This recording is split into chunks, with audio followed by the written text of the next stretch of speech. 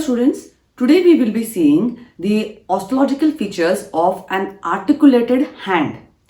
Now what we see here is the entire articulated hand. So now let us first identify the various bones what we see here. Now here we see the carpal bones which are 8 in number, the metacarpals which are 5 and the phalanges which are totally 14, which we talk of as proximal, middle and distal phalanx.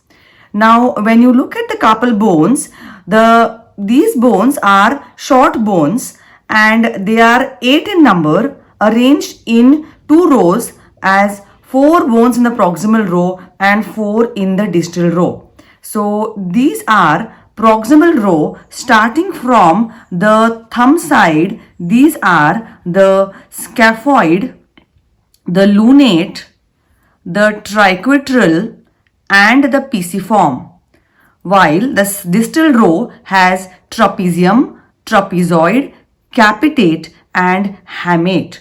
Now you can also remember them as she looks too pretty, try to catch her. Each row starting from the thumb side and going towards the little finger. Now scaphoid is named so because it looks like a boat. Lunate because it looks moon-shaped.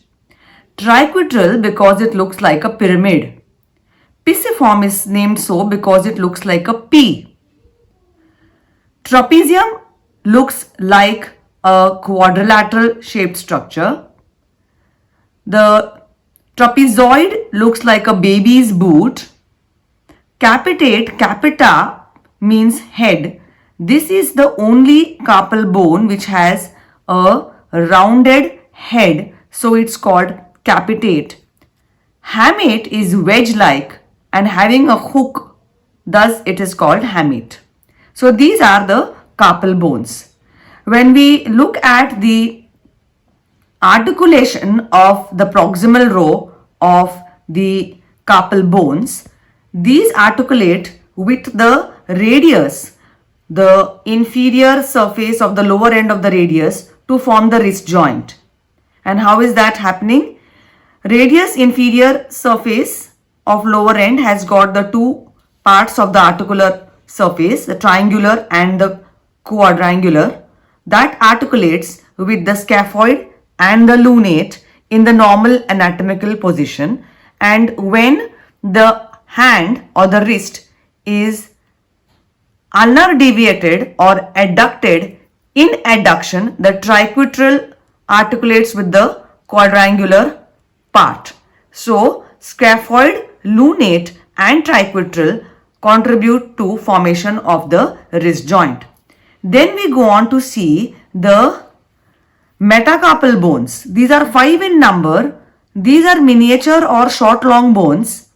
The first is the shortest, while the others are comparatively longer. Each bone has got a base, shaft and a head. I repeat, a base, a shaft and a head. These are numbered from 1 to 5, from the thumb going towards the little finger. The bases of these metacarpals are going to articulate with the distal row of the carpal bones.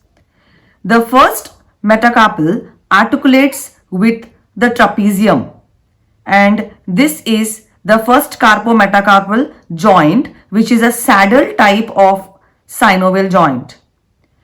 The trapezium articulating with the first metacarpal, trapezoid articulates with the second, capitate articulates with the third, and the hamate articulates with both the fourth and the fifth metacarpal. The second, third, fourth and fifth, these carpometacarpal joints are plain synovial type of joints. Then we go on to see the phalanges. These phalanges are also miniature or short long bones, each having base, shaft, head. These form joints with the respective heads of the metacarpal bones. proximal phalanges forming the metacarpophalangeal joints with the heads of the respective metacarpal bones. What type of joints are these? These are condylar type of synovial joints. Then we go on to see the joints formed between the middle and the proximal phalanges. Base of the middle phalanx forms joint with the head of the proximal phalanx, and this is seen in the second, third, fourth and the fifth finger or index, middle, ring and little finger, and these are typical hinge type of synovial joints, while in the thumb we just have two phalanges, so that's proximal and distal. So similarly here, base of the distal phalanx forms a joint with head of the proximal phalanx, and that too is a typical hinge type of synovial joint. And similarly here, in the remaining fingers, the bases of the distal phalanx form joints with the head of the middle phalanx, and these are all also typical hinge type of synovial joints. So just to repeat, we've seen the carpal bones, we have seen the metacarpal bones, and we've seen all the 14 phalanges and the joints formed by them. And as is obvious here from this articulated hand, since the thumb is on the lateral side and the little finger is medially placed, you hold it the way it lies on your palmar surface, and we can identify that this articulated hand is of the left side. So these were all the features which we had to see in an articulated hand. Thank you.